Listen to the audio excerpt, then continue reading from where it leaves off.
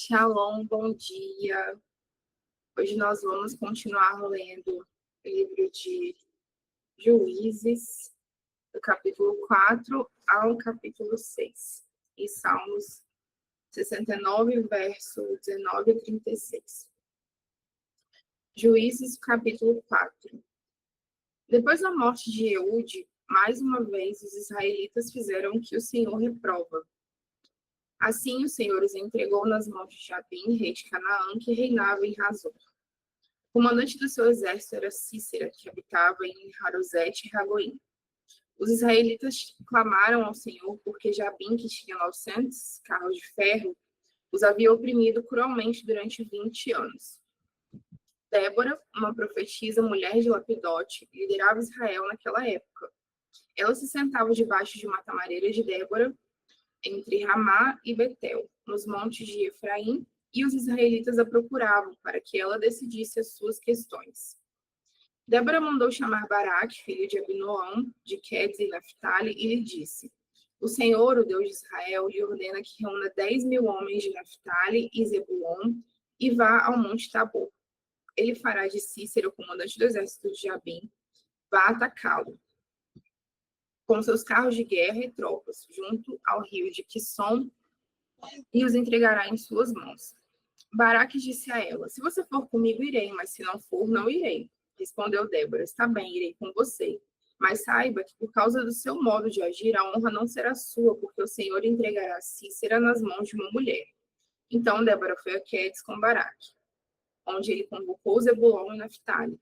10.000 homens o seguiram, e Débora também foi com ele.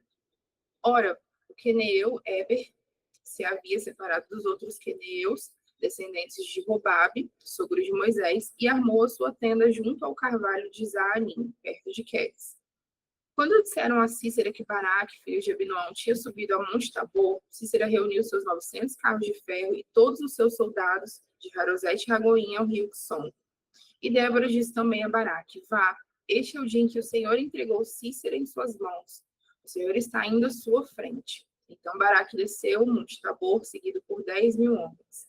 Diante do avanço de Baraque, o Senhor pela espada derrotou Cícera e todos os seus carros de guerra e o seu exército, e Cícera desceu de seu carro e fugiu a pé. Baraque perseguiu os carros de guerra e os exércitos até Harosete e Ragoim. Todo o exército de Cícera caiu ao fio de espada, não sobrou um só homem. Cícera, porém, fugiu a pé para a tenda de Jael, mulher do queneu Heber, pois havia paz em Jabim, rei de Hazor, e o clã do queneu Heber.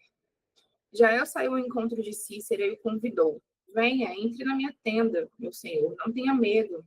Ele entrou e ela o cobriu com um pano. Estou com sede, disse ele. Por favor, dê-me um pouco de água.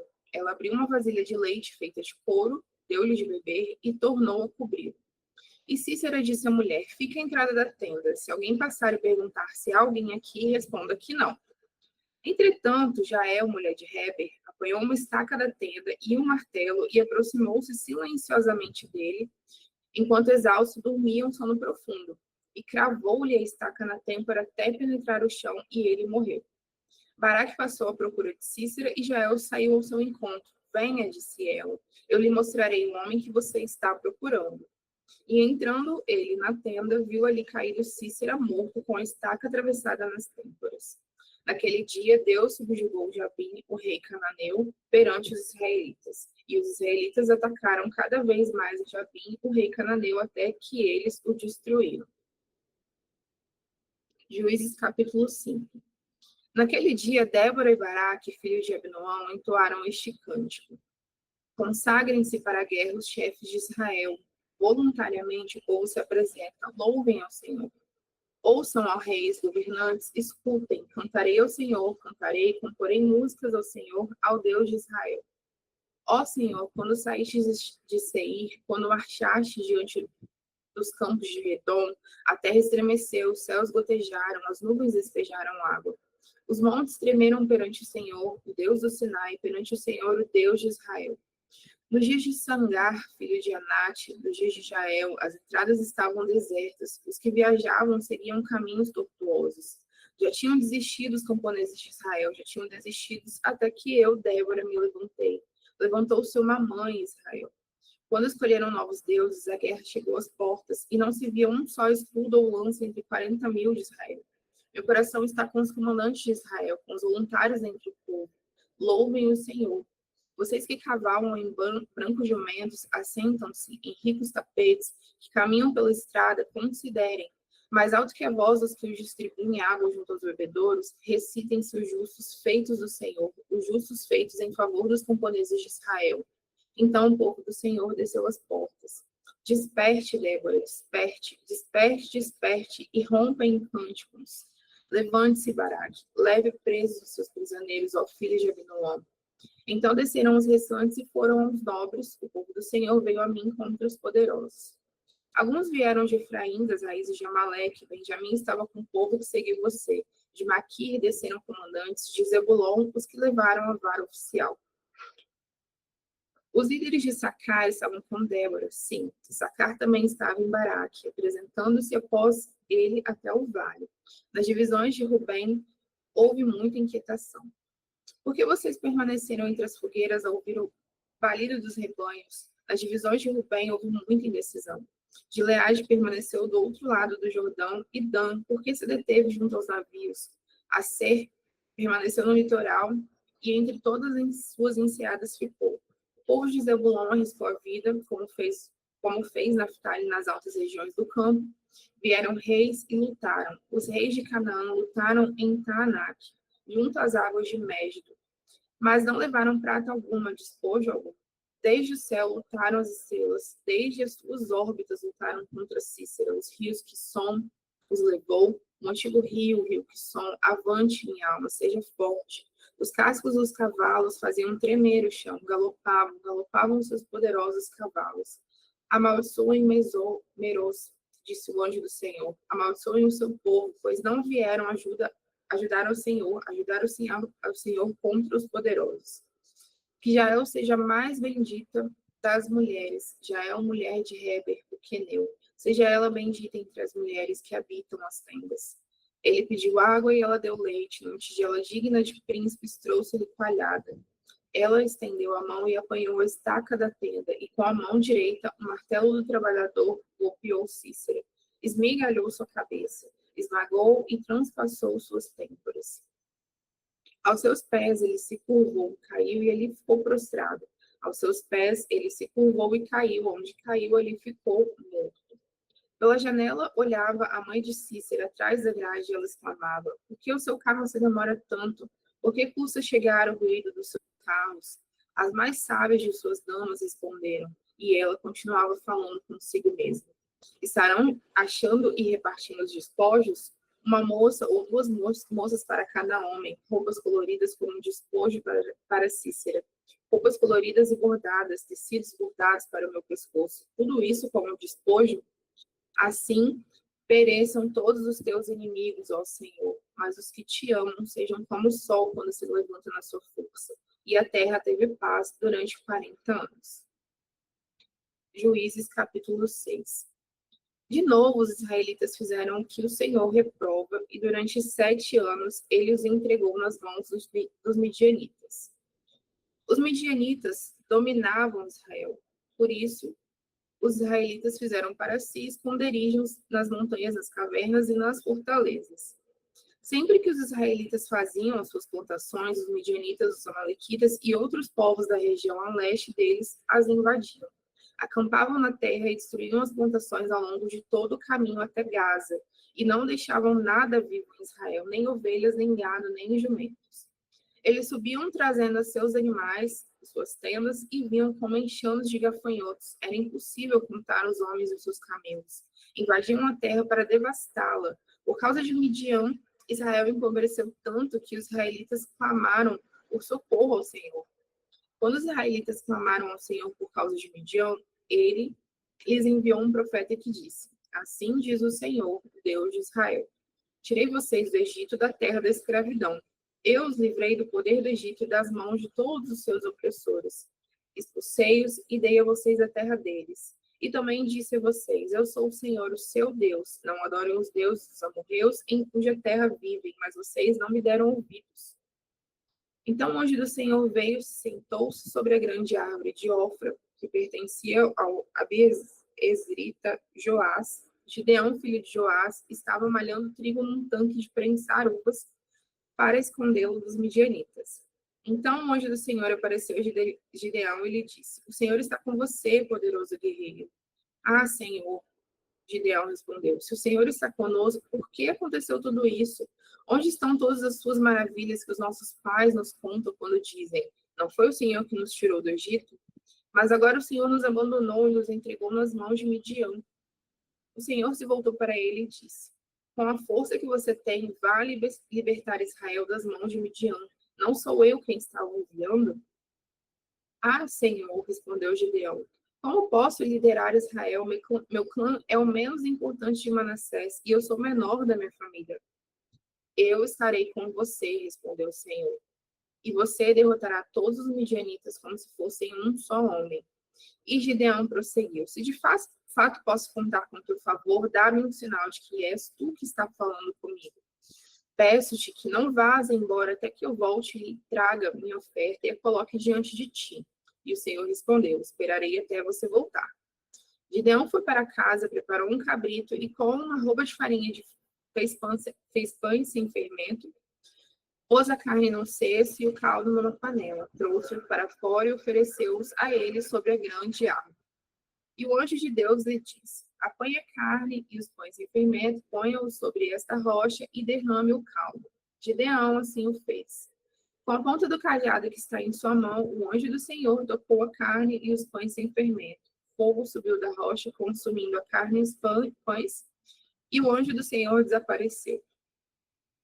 Quando Gideão viu que era o anjo do Senhor, exclamou: Ah, Senhor soberano, viu o anjo do Senhor face a face.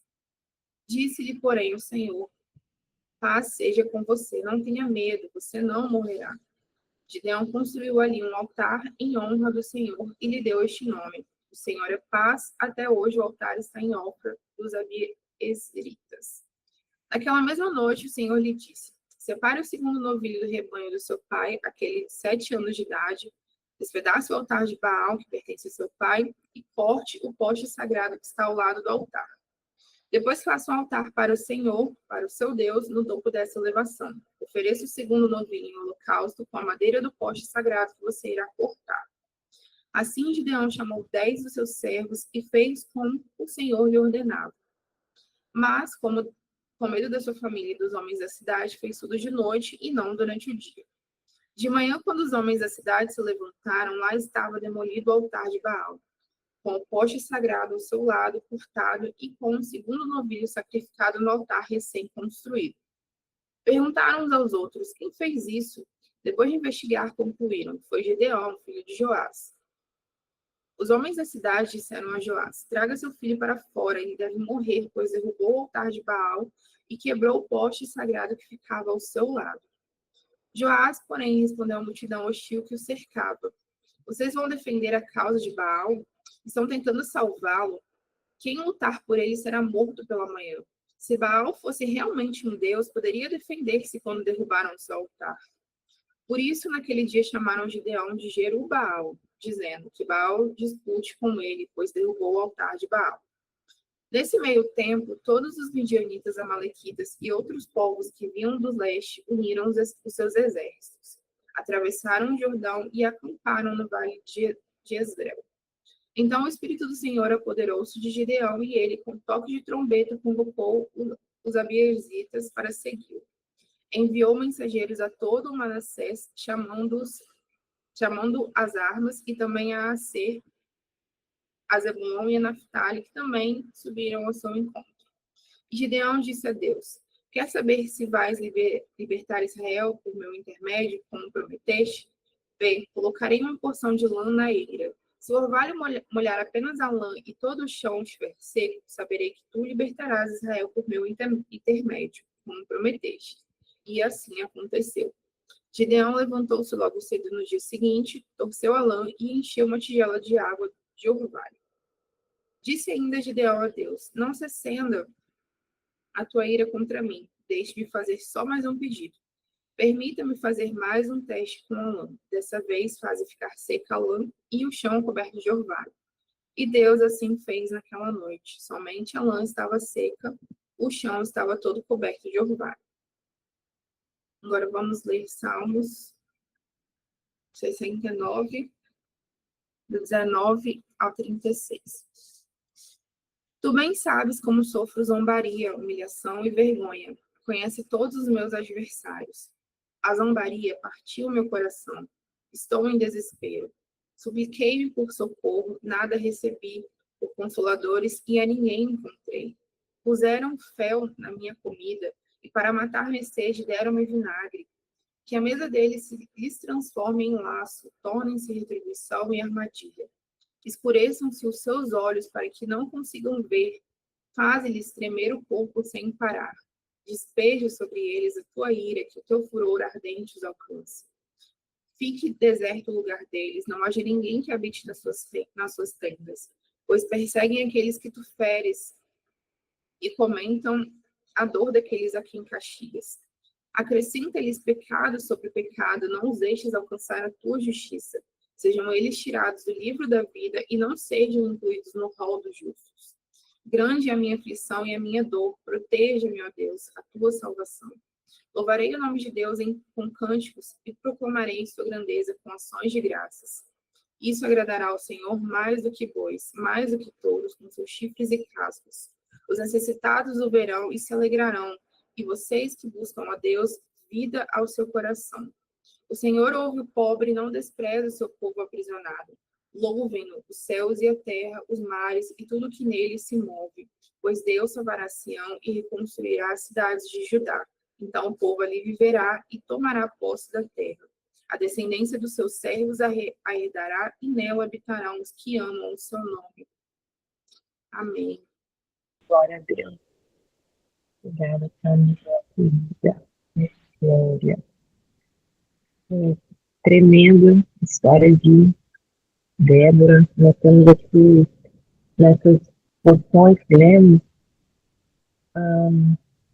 uma mulher, um homem de Deus, trazendo aqui o potencial da presença do Senhor em nós, como homens e mulheres comuns como nós podem realizar coisas extraordinárias, né? A gente vê a história de Débora aqui. Débora é uma profetisa e juíza de Israel. E nesse trecho a gente vê como o Senhor abençoa e dá vitória aqui, por meio da direção e da sabedoria que Deus dá a essa mulher. E a gente vê também o chamado de Gideão, aqui introduz o chamado de Gideão. E um ponto importante nessa manhã, vou ser bem breve essa reflexão, mas um ponto importante é a gente entender que esse ciclo, né, de Israel viveu aqui nesse período aqui de Juízes, onde vem o povo ali sofrer Israel, aí Israel passa um período ali, alguns anos naquela opressão, aí vem o clamor, aí vem a libertação, foi um ciclo, né? E aí novamente Israel fez o que era mal aos olhos do Senhor. A gente vê que isso tudo tem um início, e é lá quando eles não expulsaram os povos pagãos que o Senhor tinha falado para eles expulsar todos, né? A gente viu ontem que eles expulsaram parcialmente. Então, isso para nós traz uma reflexão tremenda, porque tem coisas, queridos, na nossa vida que a gente deixa certos pecadinhos ali de lado, né? Certas questões que a gente sabe que não agrada o Senhor, certos posicionamentos que nós não tomamos, né? A gente sabe que a palavra fala isso, mas eu não faço isso. Eu quero a palavra, mas eu quero até esse ponto, ou isso aqui eu não quero, né? Então, né, são questões assim, essa postura aqui que o Senhor requer de mim, é um chamado que o Senhor está me fazendo, mas eu não quero assumir. São questões, queridos, que a gente vê assim, quando a gente não observa, né, aquilo que o Senhor está nos orientando, aquilo que Ele está nos direcionando, ou a gente deixa ali certos tipos de pecadinhos, de condutas que a gente ainda não abandona, isso daí vão ser os nossos maiores inimigos. Esse foi o problema todo de Israel, porque por não ter extirpado aquele povo, né? O Senhor fala ali ontem, quando a gente viu, que eles iriam atacar e oprimir Israel. Então a gente precisa entender isso, né? E o nosso posicionamento é importantíssimo para que a gente tenha paz, vitória, êxito em todas as coisas. E muitas vezes, né, não é pela falta da bênção do Senhor sobre as nossas vidas. Ele já fez tudo. Mas tem posicionamentos que nós temos que tomar, porque senão nós vamos sofrer, né, dos ataques daquilo que a gente não se posicionou, não venceu, não estipou da nossa vida. Então não tem conversa com o pecado, não tem conversa com aquilo que é errado, é você realmente estipar. E isso é parte nossa, né? Isso não é parte do Senhor, isso é parte nossa, posicionamento nosso. Agora, falando sobre Gideão, é interessantíssimo, porque o povo aqui estava sofrendo a opressão dos midianitas, e o que aconteceu aqui? Gideão, ele estava malhando o trigo, estava malhando, pisando as uvas no lugar onde se malhava o trigo. Tamanha era a opressão, né? Então, ele estava num lugar que era para debulhar trigo, e ali ele estava malhando, estava espremendo as uvas, porque ele estava escondido, com medo que os midianitas ali viessem saquear as colheitas de Israel, né? Tamanho era o nível da opressão ali que eles estavam vivendo. E naquele momento, o anjo do Senhor, que a gente já viu aqui, quem é o anjo do Senhor, nós vimos ontem, né? É a própria pessoa de Yeshua, ele se apresenta para Gideão e ele chama ele de homem valoroso. O Senhor é contigo. E aí a gente vê a postura de Gideão, né? Como ele está acuado, como ele tem medo. E ele fala, Senhor, mas ele recebe ali o comando do Senhor, que o Senhor iria, através dele, libertar o povo de Israel ali daquela opressão que eles estavam sofrendo por conta dos midianitas. E ele vai dizer assim, Senhor, mas eu sou o menor da minha família, né? O meu clã, de todas as tribos, é o menor, e eu sou o menor da minha família, né? E a gente vê aqui que é até meio contraditório, né? Gideão estava se escondendo, e o Senhor chama ele de homem valoroso. Então a gente vê, queridos, aqui algo muito profundo sobre identidade nessa passagem, né? Gideão, assim como o Gideão estava ali sofrendo aquela opressão, como isso às vezes pega, como às vezes a opressão nos faz não enxergar a nossa verdadeira identidade em Deus, né? E muitos de nós, às vezes, não reconhecemos essa identidade e o potencial que nós temos em Deus. E o encontro que ele teve ali, né, com Yeshua, transformou completamente a autopercepção e o destino dele. E isso acontece conosco. O nosso encontro com o Yeshua, o nosso encontro com o Pai, transforma a nossa percepção de quem nós somos e transforma completamente o nosso destino. Então, a gente vê que na história de Gideão, ele era o menor aqui, né? Considerado o menor da família dele. E Deus, ele frequentemente escolhe improváveis para realizar os seus propósitos.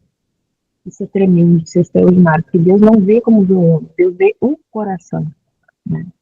E o Senhor vai dizer para ele, né, quando ele começa a questionar, a falar que ele é o menor, o Senhor vai dizer, eu estarei contigo. A garantia da presença de Deus na nossa vida, que é o fundamento, né, de todo chamado. Então, quando o Senhor tem um chamado para você, aleluia, quando Ele te chama, você precisa entender que o fundamento desse chamado é a garantia da presença dEle contigo. E você vai fazer coisas extraordinárias, vai fazer coisas que você não imagina, que não está na sua percepção limitada, porque não por você, mas pela presença contigo, né? Então, a gente vê aqui que O Senhor, ele não nos vê como a gente se vê, né? A Gideão estava se vendo aqui como pequeno, como ele estava ali escondido, né, por causa do medo. Então, quando a gente se alinha à visão do Senhor, né, a visão como Deus está nos vendo, a gente realmente tem o potencial de realizar coisas tremendas, coisas extraordinárias. E é interessante que no hebraico aqui, quando ele chama ele de homem valoroso, ele tá, essa expressão no hebraico aqui é Gibor Rehail. Então, Gibor, olha que forte isso, significa poderoso, significa herói, significa guerreiro valente. E Gideão estava lá escondidinho no lagar, né? É bem contraditório, né? Mas essa é aquilo, é como se o Senhor estava ali profetizando, não aquele homem ali com medo, oprimido, mas profetizando quem ele ia ser no Senhor, né? Poderoso, um herói, guerreiro, valente. E a gente vê aqui que a outra palavra é Rail, né? A primeira foi Gibor, depois Gibor Rehail. Rail significa força, valor, virtude, excelência. É a mesma palavra aqui para descrever a mulher virtuosa de Provérbios 31, né? Então, a mulher virtuosa, que é virtuosa em hebraico, né? Virtude é Rail. Então, a gente vê aqui que Deus não estava descrevendo aquele Gideão atual, aquele homem com medo, né, escondidinho, mas estava declarando profeticamente quem Gideão iria se tornar. Então, a gente vê que Deus, ele sempre, ele vê além das nossas circunstâncias atuais. O que você está vivendo hoje? O que você está passando hoje? Quais são os seus medos? O que você está enxergando hoje, né? Qual é o teu olhar? Sabe que o Senhor, ele está enxergando, né, o teu verdadeiro chamado. Ele vê a nossa verdadeira existência, o nosso verdadeiro propósito, o nosso verdadeiro potencial nele. É isso que a gente precisa entender, né? E o Senhor, ele vê aquilo que nós vamos nos tornar nele, nele. É por isso que é tão importante a gente abrir mão, lançar fora, né, de se aliançar com pecadinho, com coisinhas que a gente não resolveu, a gente precisa resolver, querido. A gente precisa resolver, se posicionar nele, porque nele nós vamos ver o potencial de uma identidade, né, a qual nós fomos criados com a essência que o Senhor colocou em nós, para cumprir o seu propósito, para que a gente tenha uma vida aqui, né, de propósito, com excelência, rompendo. E eu declaro sobre a tua vida hoje essa identidade que o Senhor tem para ti. Então não se veja mais com uma visão deturpada de quem você é, né? Muitas vezes, olhando para as circunstâncias e se deixando ser oprimido e se sentindo diminuído pelas opressões que você tem vivido. Mas que os teus olhos possam contemplar como Deus te vê, na essência que Ele colocou em ti. Você possa se alinhar a essa visão e entender que Deus tem coisas grandes, extraordinárias e que Ele quer fazer através da tua vida. Porque a presença dEle é contigo para cumprir os seus propósitos. Amém?